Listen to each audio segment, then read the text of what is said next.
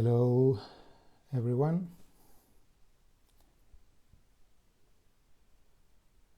Wow, it's been a while. Hola. So, I think I'm going to start in English because the talk is going to be in English anyway.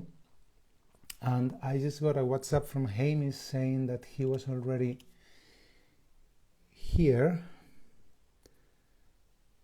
So, hopefully, there he is. Okay, I'm going to connect. And we can start.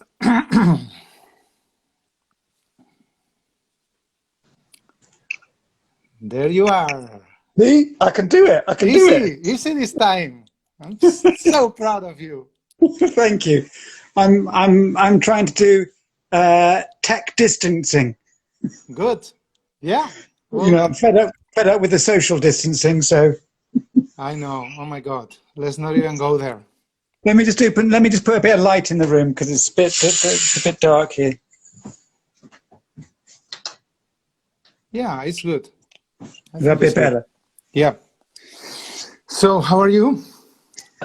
I'm good. I sort of float between like being peaceful and shanty, and then sometimes you read all the news or you see people very fearful, and it just affects you a bit. So occasionally I have a little panic attack, but otherwise I'm fine. You know, it's a huge relief to hear you say that, right? Because I guess everybody's the same. Yeah, everyone. I mean, when we start with the lockdown, I was, I'm exaggerating a little bit saying this, but I was kind of beating myself because I was like, where is the stability? It was exactly what, like you said, I was like, one day I was like super shanty, trustful, this is going to change the world, we're going to the better place, blah, blah. And then the next day I was like, ah! And then I was talking to everyone, and it's so completely new. No one has lived this before, at least no one, most of the people. Of course. So maybe without the yoga, we would be on antidepressives or drinking alcohol nonstop. Well, maybe even with the yoga. Apart from rubbing it into our hands all the time, yeah. Yeah, so yeah, no complaints. Anyway. I think some good things will come out. I'm hopeful. I'm hoping people will have had time to think about their lives and what life's all about and find some meaning, had a little break from rushing around. So I think some good things will come out of it. Yeah, me too. Obviously, there's lots of, the economy, businesses, all that's going to be difficult. People's mental health, but in general. But I think I'm hopeful that some good things will come out too. I hope so too. Yeah, definitely. I mean, yeah, it's a situation that has left a huge trauma. This is true. Very true. So there's going to be a lot of needing of healing and dealing with all the trauma, and hopefully all this will raise many questions, and we all look for answers, basically. Yeah, I mean, we're back open. The Shala's back open, and I think people are really, really happy to come in, and it's like a big relief for a lot of people to have somewhere to come and practice. Absolutely, absolutely, so, and it's a little painful in the beginning for us as well, going back to the Shala, because it was disappointing in a way, because everyone had in mind that we were going back to normality, whatever that is.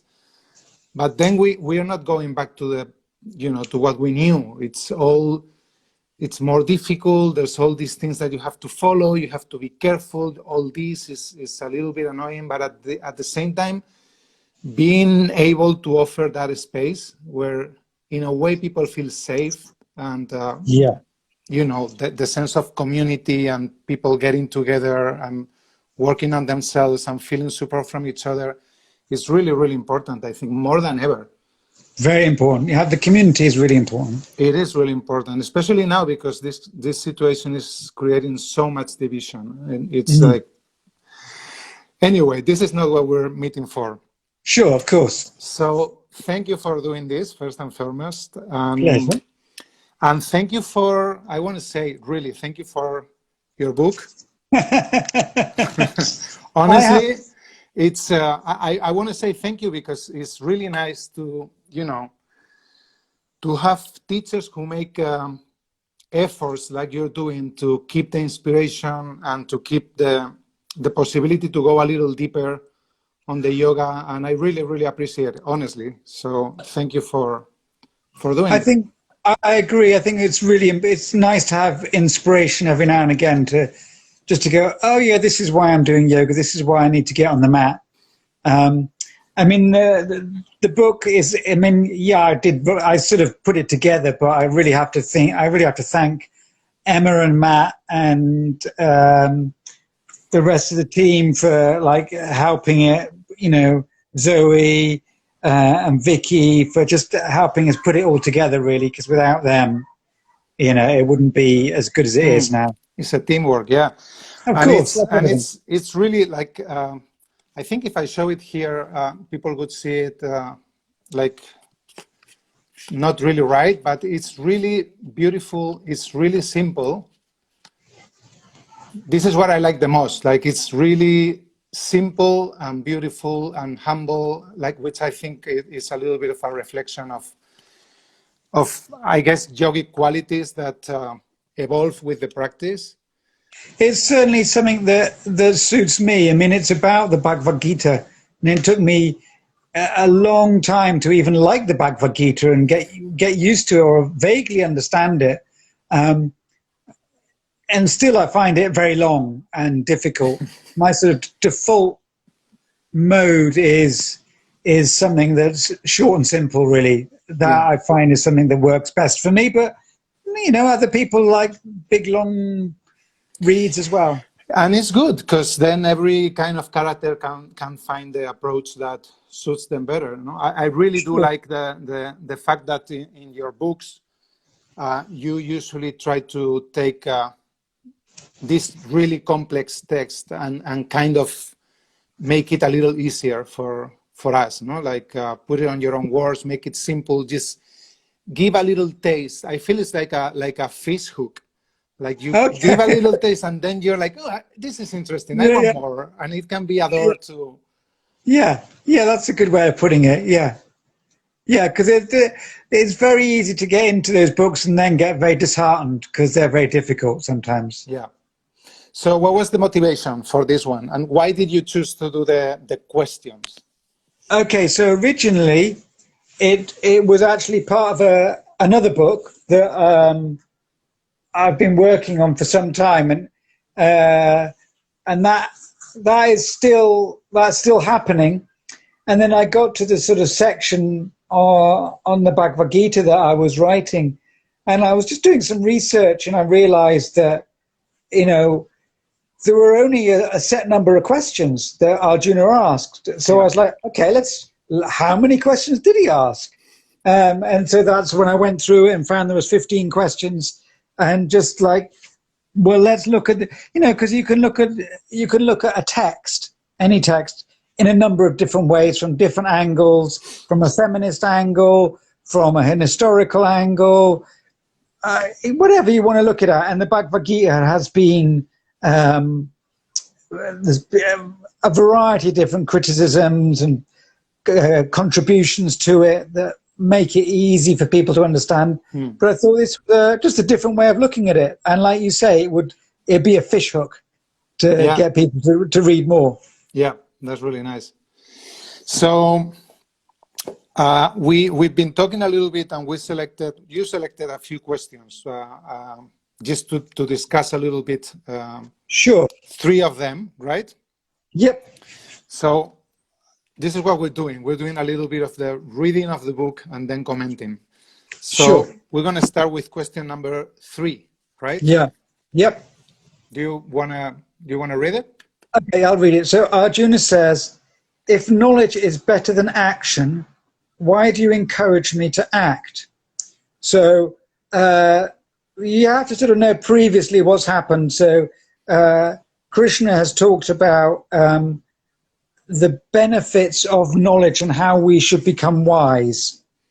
But at the same time, he's saying, but actually you need to go out and fight this war. So Arjuna is saying, so what's better, the wisdom bit of it or the action bit of it? And then Krishna replies, there are two paths of yoga, jnana, which is knowledge, and karma, which is action. Action is superior to non-action. I suppose it's very easy for us to go, oh, I don't know what to do. Should I go this way or should I do that way?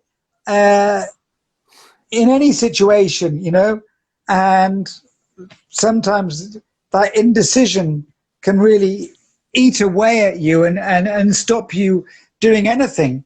Yeah. So sometimes it's just better to do something, anything, and work with the consequences of that than just doing nothing really. Yeah. Yeah. And so, also if you take any choice, even if it's the wrong one, then you realize it's the wrong one and you can do another thing. But if you keep asking or wondering what to do, then nothing comes out of it, right? Exactly. Should I get on my mat? Should I not get on my mat? Should I get on my mat? Just get on your mat. Or go back to bed, one of the two. Exactly. Many people can relate to this. Yeah. And also brings up two words that are sort of very familiar to us and quite important to understanding the Bhagavad Gita, which is jnana and karma. So the karma bit, most people are sort of familiar with and quite understanding that it means action, it means work, it means doing, and in that respect of doing something without expecting any reward or a result, or you go with the flow. You do your asana. If it works out good, it works out good. If it doesn't work out good, you let go. You don't get frustrated by the results, basically. Yeah. So we're familiar with that, but the word jnana is, apart from difficult to pronounce, it's difficult to understand because it means wisdom, and it's related to, in the Yoga Sutras we have svadhyaya, self-study. So understanding yourself really, and in that sense, it's sort of connecting up on a very deep spiritual path, really. So it's a very it's a sort of yoga path for people who are very internal, and it's a very difficult path, really. I think, but I think actually, considering what we've been through in lockdown, I think to some extent we have been doing jnana yoga because we've had to question, like, for me, the sort of like, I'm a yoga teacher. I already knew in the back of the head that was just my job. But even though it's like I live, eat, sleep it, when I'm not teaching for like 4 months, who am I? So that was my jnana yoga during lockdown. It was just like, okay, so I have to find a bit more about who I really am.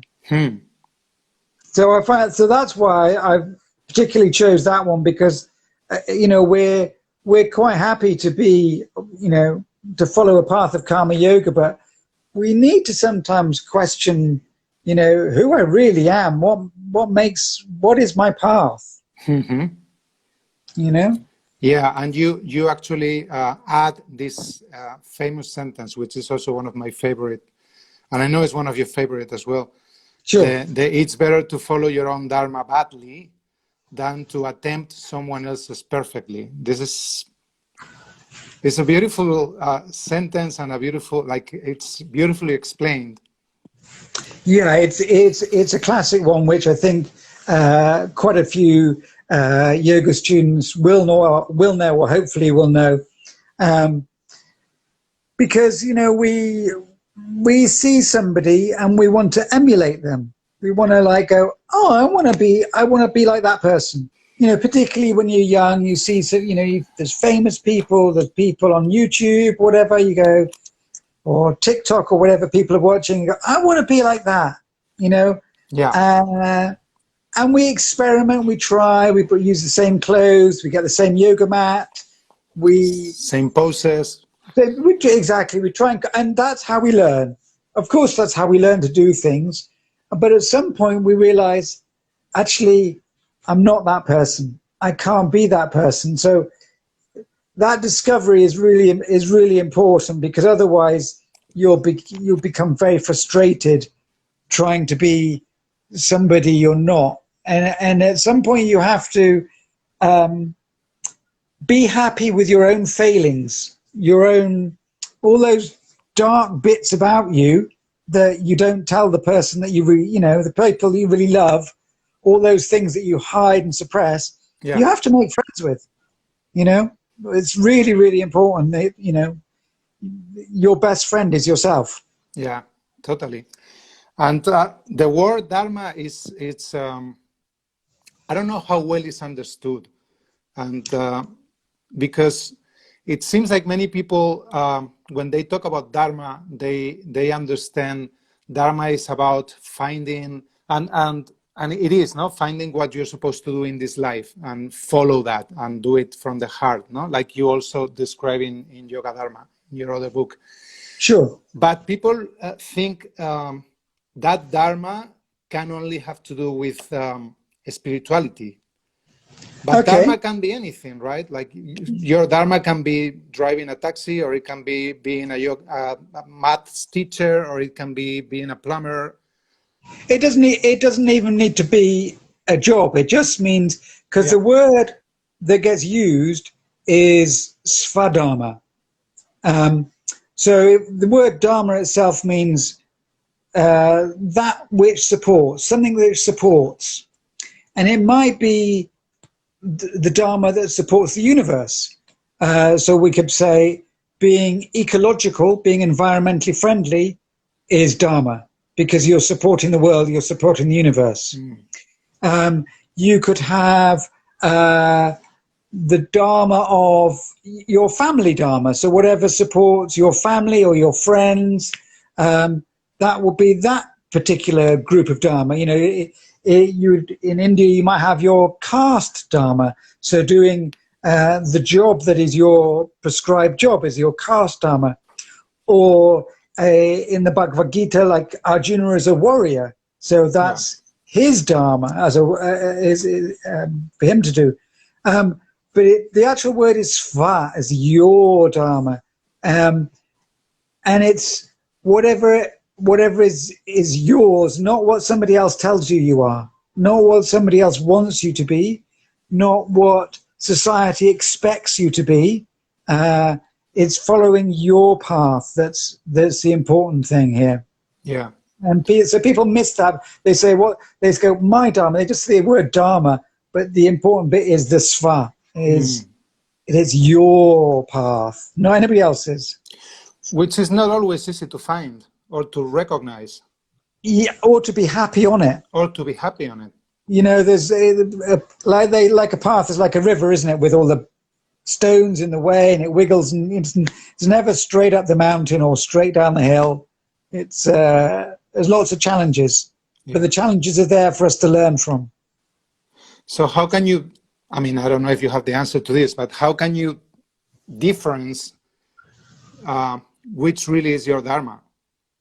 I think it's you live your dharma every day, but it's being comfortable inside yourself. Does that make sense? So your dharma is, you know, yes, the work you do is the passions you have, your hobbies, your loves, but it's also your failings. That's also your dharma, and it's being content with that. That's what I was, that's what I was going to relate it to. Like Santosha is really important because we're all on a path, whether we want to be or not want to be. We are on a path, and we just have to do the best we can with what we've given. If you've got short legs, that's difficult for leg behind head, but it's great if you're on an aeroplane. Yeah, exactly. Yeah, totally.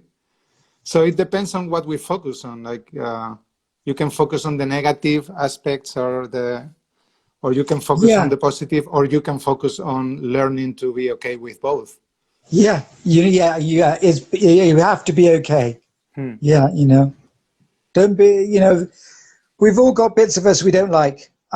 Bits of us that we wish were. I wish I was much better at doing my tax. Can't stand it. Oh man, I know. But I wish I could be better, and that's just a minor part of my bad side. Mine too. So, anything you want to add about this one, number 3? No, I think Dharma is something we should explore. I once asked Patabi Joyce what Dharma meant, and he said it meant giving. Dana. Dana is the word in Sanskrit, D-A-N-A. And I was like, maybe he didn't hear my question. So I asked him again, and he did say, he repeated it. And that comes from something in the Upanishads where the 3 leaders of the demigods, the humans, and the Asuras, the demons, go to, it's called Prajapati, which I suppose is Brahma at the time, and say, what's it all about? What is this Dharma? And he, or Prajapati, he, she, it, gives the response, Da, just Da. And so they understand this to mean what it's all about. And so for the gods, it means being able to sort of let go, being able to not be attached to everything, because gods can have everything. For the demons, it means being compassionate, because demons are sometimes a bit aggressive. And for humans, it was dana, it was giving, because humans can accumulate so much. And in a way, we all have all 3 of those things inside us. We need to be compassionate, we need to be giving, and we need to be able to let go as well. So all those 3 things. But it was the giving that I think is really important, Okay. Okay, so you want to go for the next question? Yeah, go for it. Do you want me to read it? Okay. Oh, yeah, go, page 20, aren't we? Is that number 4, isn't it? Yes, yeah. Okay, I'll read it. What is it that makes one do bad things even against one's will? So Arjuna's like, that whole question is like, why is there bad shit in the world? Why do humans do bad things? And Krishna quite simply says, anger and desire are the eternal enemy. So this comes from what are called 6 poisons. Kama, Krodha, Lobha, Moha. I can't remember the other 2, but the most important 2 are the desire and anger, Kama and Krodha. The anger we can understand as a word, and we all have anger inside us, and we all feel anger, and sometimes it comes out, and it really clouds our judgment. Yeah. And even when we're like, okay, I must suppress my anger here, and it's just bubbling up inside, like an example was yesterday, Talia, my daughter who's 15, had a friend round. I'm trying to get to bed and go to sleep, and they're like, having a party upstairs. And I'm like, I want to shout upstairs, shut the fuck up, but I don't. And so I suppress it. And then I'm like lying in bed going, so that's not working either. Yeah. So anger needs to find a way out. And it's all about, usually if you're angry with somebody. So, you know, you can, if you feel angry about a situation that you have no control over, say, some president as an example, you can feel anger and express your anger to your friends, to the people you, in a calm enough way. If you feel angry with somebody, then it's all about expressing your anger in an honest way without hurting, without hurting somebody. You know, ahimsa always comes first. Yeah. And it's, you know, because otherwise if you're like suppressing it, or if you're going in a like a sort of a roundabout way to try and get what you want, that's, you don't get the respect that you deserve. And it's also, it's most important thing with honesty is you have to have empathy. Yeah. Empathy is, you know, as a yoga teacher, is vital. As a human being, it's really important. And I think, you know, it's very easy to not feel empathetic. And for guys, it's you know, I think for women, it just seems to come naturally. I'm always amazed how empathetic women are. For guys, we have to work at it. And first of all, it's the first step I find is recognizing your own feelings. Is, you know, you ask a guy, how are you feeling? And they go, yeah, I'm fine. Or, yeah, not so good. You know, so we have to learn to express our own feelings, if only to ourselves. That's the first step of empathy. So that's how we have to have that empathy to overcome the anger. And then the second one is desire. And that's basically sexual desire. And it's a really difficult one to talk about, to bring up, but we all feel it, and it's we have to be honest with people, and most obviously as a yoga teacher, there are boundaries we shouldn't cross. And I think, you know, if you practice yoga long enough and do your pranayama, it's relatively easy to control those impulses. And you think it only is only referring to sexual desire, not desire in general? I suppose that, you know, that whole desire for food, desire for pleasure, desire for, you know, one of the things we do is we try to recreate an experience. So if you've had a lovely sandwich one day, you know, you did something that was really amazing, you go, I want to do that again. Yeah, we do this with asana practice all the time. Yeah. Trying to recreate the same practice that feels great every day, and then we get frustrated because we don't manage. Because usually you never manage. I've been trying for 33 years and still haven't found. Every day is different. Yeah. Thank God. Yeah. Thank God. You know, because you could get into a pattern of it being, you know, not so good. So, the desire is difficult, but I think the one that most people struggle with is anger, because our buttons get pushed on a regular basis. I think for me, one of the keys is wait to react.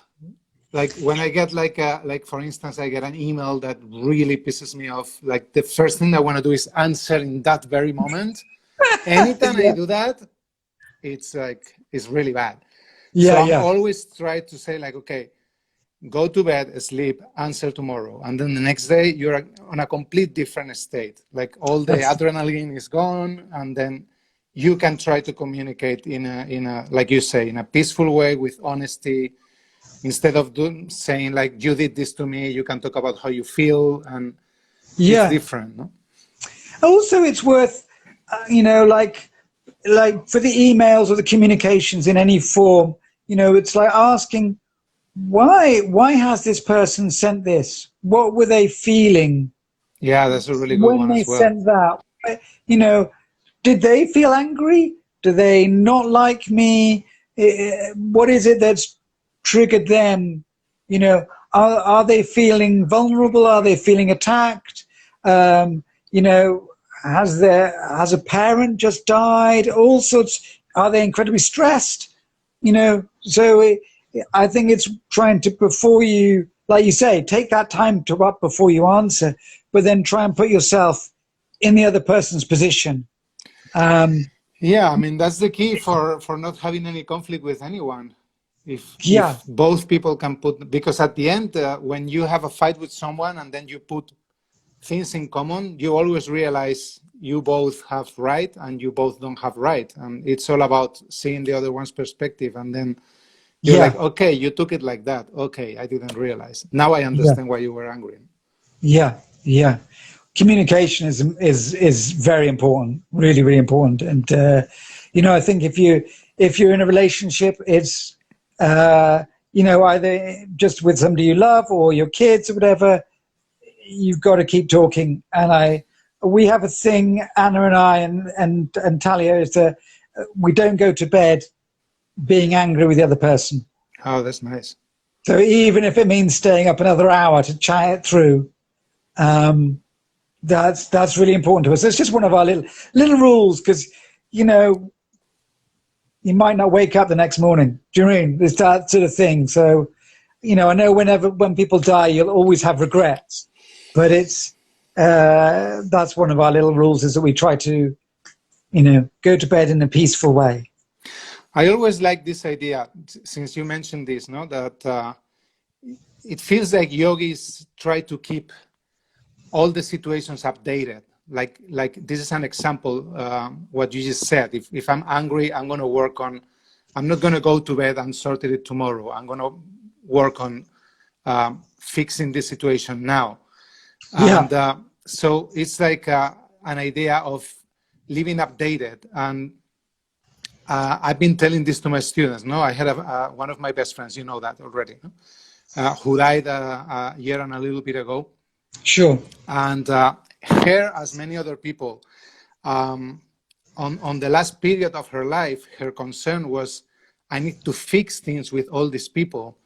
I need to make sure I fix this situation with these people. I fix the situation with other people. I fix my situation with the bank. I fix my situation with the family.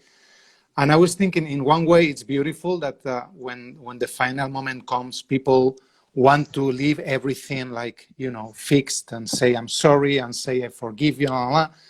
But it's also nice that I have the feeling what yoga proposes is just keep all your situations updated. So when your time comes, you only have to deal with living. You know what I mean? Yeah. I mean, a lot of the Bhagavad Gita seems to be about, in a way, preparation for death. Yeah. And death is I think of death as the Mahaguru, is the big teacher. In the Mahabharata, it talks about one of the questions is what's the most amazing thing in the world? And Yudhishthira says that everywhere we see death and destruction all around, but we don't think it's going to happen to us. We're just like, no, I'm immune to all this, particularly if you're a teenager. Never going to happen to me. It's so crazy. It's like the only thing that we know is going to happen for sure. And we live our lives like completely oblivious to it. So, yeah, you're right. We should be trying to be, apologize to everybody we can, but, and say sorry for all my past actions. There's a Jewish thing that Anna does once a year where they do this, they make a big amends to everybody they've upset throughout the year. It's just a sort of a traditional thing that they do once a year. I've even done that thing where it's like, I've tried to sort of put all my financial affairs into like as few bank accounts and as simple as possible. Anna knows where all the pieces of paper are, just having everything ready. That's all. Yeah. I think I agree. It's probably the biggest teacher and the biggest event of our lives, because the other bigger one it's already gone. It's when we were born, no? But now it's all like a preparation for the biggest event. But it's also quite interesting because, the Bhagavad Gita is basically saying you don't die. Yeah, of course. And which might be part of the preparation to realize that.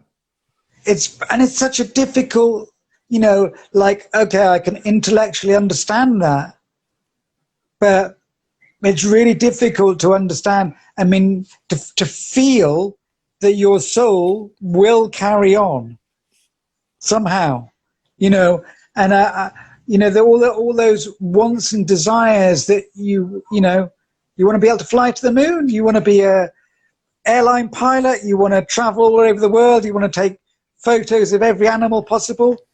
You will achieve all those things next life. Yeah. Now that you're saying that it's easy to understand mentally, but it's not so easy to put it on practice. It reminds me to an anecdote from a friend of mine who's been a long time into therapy and spiritual work and everything, and he was next to his dad when his dad was dying in the hospital. And he's been in the hospital for many days, like going through the final days. And one day my friend grabs his hand and he looks into his eyes and he tells him, like, Dad, just surrender, just let go, Dad, let go. And his father looked at him and he says, you let go, motherfucker. And it's like, it's beautiful. It's a beautiful concept, but it's not like none of us know how they're going to react when we are in that moment. No, we can think and have beautiful ideas about it, but then you have to live it. That totally reminds me of a famous story, a Tibetan story about this great Tibetan teacher called Milarepa. So he's renowned all over Tibet as this amazing teacher, and he's on his deathbed, and his top student comes to him and he says, Sir, you've taught me so much, but I feel there's like just one little thing, just some amazing teaching that you haven't passed on. And Milarepa says, yeah, come close, I'll tell you. So the guy's like, oh yeah, he's gonna tell me the secret. He's like getting really close and he goes, more practice. That's it. Yeah, it's always the same answer. Yeah, more practice is it. Should we do the 14? Yeah, the final one. What was that on page? I'm not able to read the pages, not even with glasses, but I know it's the 14, this one. Yeah. Okay, yeah. Is it? Yeah, right? Yeah, I've got it. Yeah, so this is a slightly more difficult one for people, but I think it's important because it talks about some things that we're maybe not comfortable with sometimes. For those who don't follow the Shastras, which means sacred texts, for those of us who are like not Hindus, we don't follow a particular god or anything like that, but worship with faith, what is their devotion? Sattva, Rajas, or Tamas? So it's saying, what about these people who, just get on their mat, just practice and don't have any particular deity they might follow? Is their path Sattva, which means light? Rajas, is it a path of action? Or Tamas, a path of stillness? And Krishna responds, people's faith follows their natural disposition as a person's faith is, so are they. So faith or Shraddha is something that we don't really talk about so much in yoga, and that whole concept of God. And so my understanding of what Krishna is saying is that your path, your Svadharma, leads you to your faith. So a person is what their faith is. Not as in I'm a Christian or I'm a Muslim or I'm a Hindu.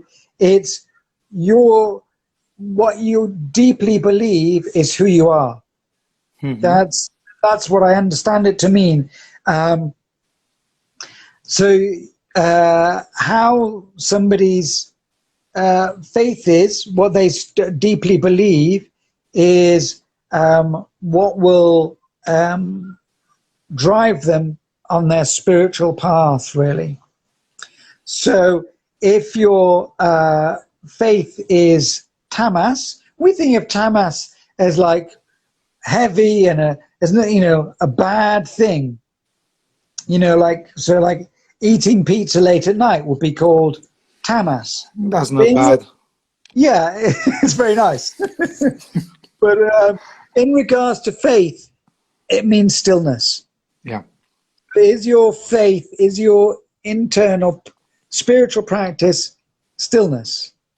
Or is your internal faith rajas? Is it action? Is it not being still? Not being so that you're not attached to any one thing. You're just always moving, just like the breath. Or is your internal practice, is it light? Is it something that is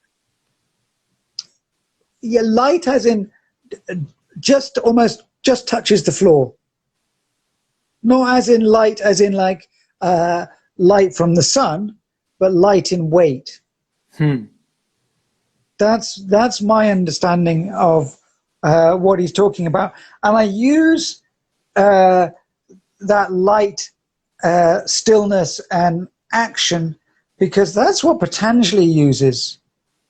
Normally we translate as tamas as heavy, rajas as action or passion, and sattva as sort of truth in that sense. But Patanjali uses a different translation for sattva, rajas, and tamas. So I've used those. I've taken from the Yoga Sutras as well to understand it, and it makes, to me, it takes off the prejudice that we might have for tamas and rajas. Yeah, because the usual belief about this is like you need to be only on sattva, but it really is about compensating, right? Like the problem is when one of them gets predominant and the other two get overlooked in a way. Yeah, I mean, without tamas, you don't sleep. Yeah, exactly. We need that grounding and we need that lifting at the same time. It's got to be, like you say, everything has to be balanced, really. Good. So and the faith is really important. Faith will get you through fear. When you're going back into Kapotasana, when you're struggling with anything, having faith, whatever it is, whether, people say, how can I have faith? I'm like, just pick a word, just pick a Sanskrit word and repeat that again and again and again. Have faith in that. That will work. Have a picture in your mind, whatever it is, a tree that you love, a flower, have faith in that. And that will get you through a lot of difficulties. There are different concepts of faith, though, because some maybe some religions, I don't know, but they use faith just to cover what they cannot explain or understand. I don't know if this kind of faith you're talking about is the same. You mean like as in now that we have science, it's explained everything that the world wasn't created in 7 days and all that thing. Yeah, I think for me, faith means that there's something, a connection to everything in the world, that we're all connected in some way. I can't explain what it is. It's an experiential thing, and we can choose to use words like God or Brahma or Shiva or whatever to express that feeling. You could just use the word love if you want to use that. That's also just as good. Is it beyond science? I'm hoping at some point science will be able to go, you know what, you guys have got it. We're on board with that same thing. And maybe it's a psychological thing that helps us in our lives. Maybe it's as simple as that. But I think without it, I think it's very difficult to understand yoga, really. I agree. Yeah, someone is asking if it's the same as trust. As trust, all relationships are built on trust. So you trust your yoga teacher, you trust the shopkeeper, you trust your mum, the person you're married to. All those things are really important, and they're all relationships are based on trust. Yeah. And we have different levels of trust, and obviously you want the highest levels of trust with the people you're closest with, and when you feel that trust is downgraded in a relationship, it's really important to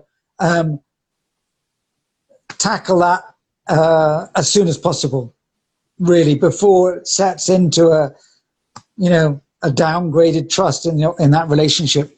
So faith is different to trust, and that trust is something you have between people. Faith is something that you have. It's an internal thing, with an internal connection with the rest of the world. Does that sound really hippie? It does. Sorry. A little bit, but yoga is a little hippie. Yeah, I'm sorry. No, nothing to say sorry about this. I mean, I think it's true. And I have a few questions. Go ahead. One is about desire, because we've been talking about that. Yeah. And often there is a debate. For instance, in my yoga shala, when we talk about these aspects, no, is the problem desire, or is the problem attachment to desire? Both. Yeah, I can see, because you have one piece of chocolate and you want another piece of chocolate. You see, one person that you find attractive, and then you start getting addicted to that person's attractiveness. So both desire and attachment to desire. The desire is always there, unless you're able to, to literally cut the string, which takes a lot of work, I think. But the attachment, we tend to feed it, so it's... The attachment is really what causes the suffering. Yeah, because I don't know, take porn as an example. You look at one picture and you go, oh, I'll look at another picture, and I'll look at another picture. And you feed it. Or chocolates, you have one chocolate, you eat 100 chocolates, because you just, you're looking for it. So you're right. It's that attachment to it. So it's really important that we try and break that cycle if possible, Someone is asking, which book will you recommend to start approaching to yoga philosophy to get deeper? I know you're not going to say that because it's your book, but I would definitely recommend I would definitely recommend that.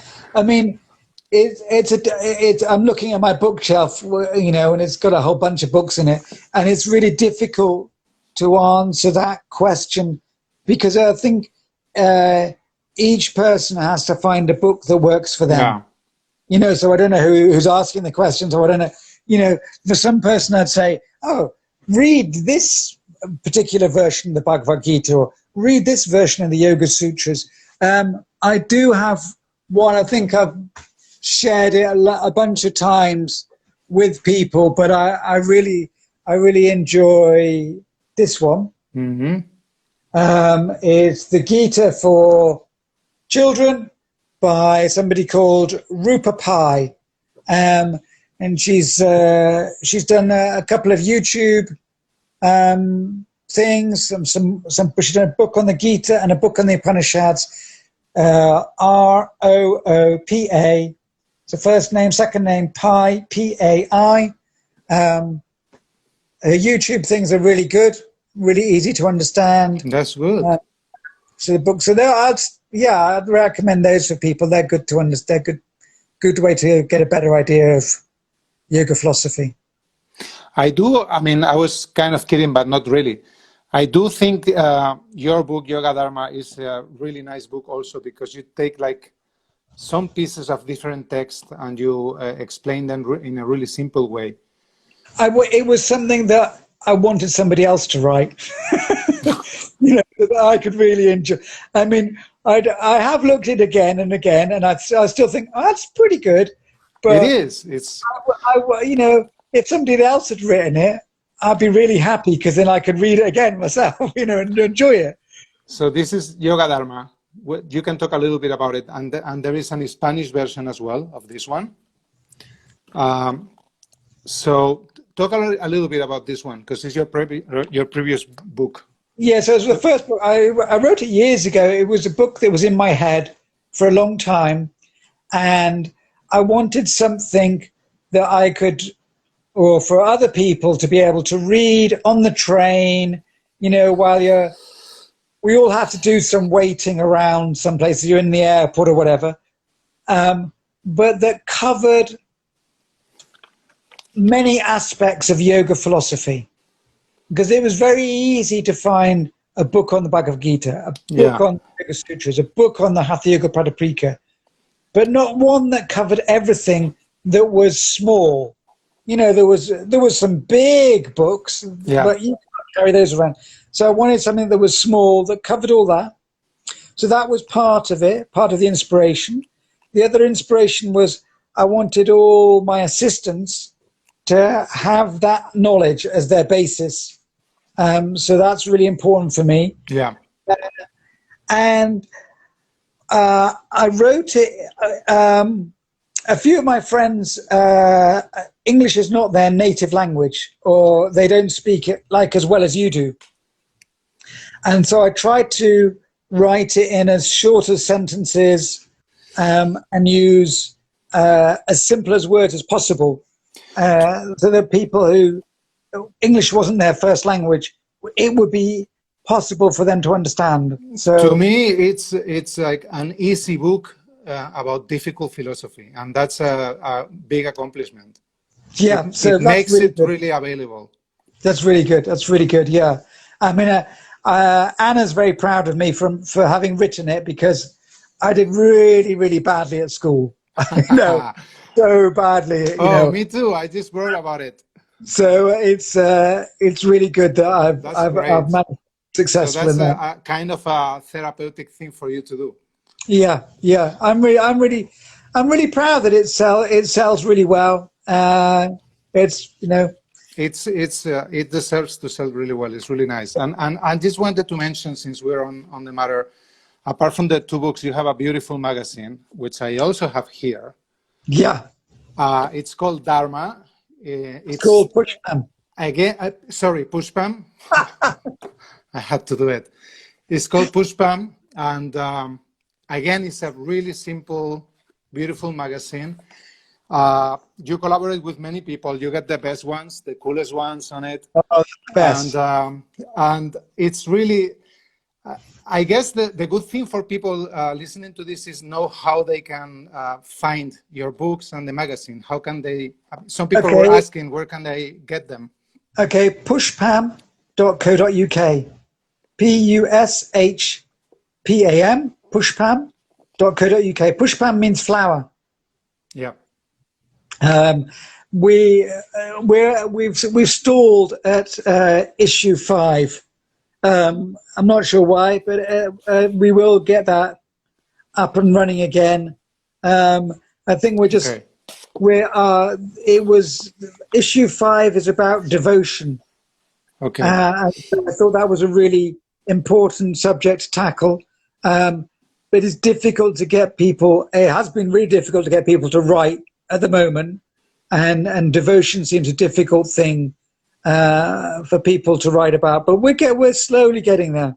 Nice. That will come out soon, hopefully. And basically, all magazines and books, probably just through your website, they can contact. Yeah, pushpam.co.uk. Or, if they email me, we'll direct you. We will find it, yeah. Okay, good. Good. Okay, so we have 4 minutes left, and time flies when you're in good company. So yes. I want to, if you don't mind, I want to say hello to someone. Go ahead. Because I saw Petra is watching. Do you remember Petra? Petra Gordon? Of course. Yeah, so she's here, and I'm super happy to see her because she's someone also very important for me on my yoga path.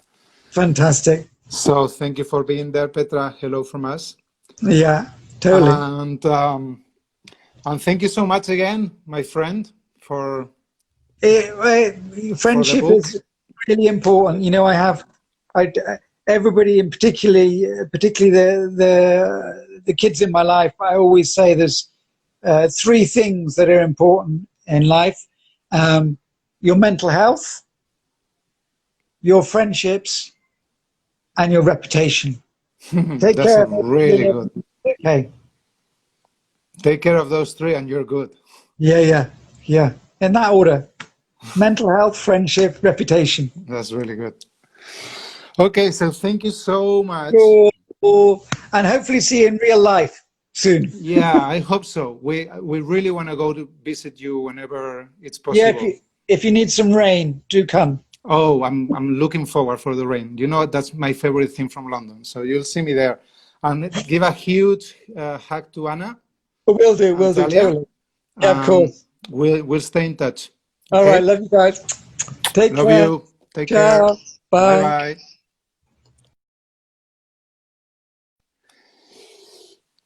Thank you very much, everyone, for joining. I hope you enjoyed as much as I did, and we'll keep sharing with yoga friends. This is something I want to keep doing, just sharing these spaces with more yoga friends that I consider to be inspirational, and they have, like an honest path on yoga that can inspire everyone. So we'll see each other again. Thanks for joining.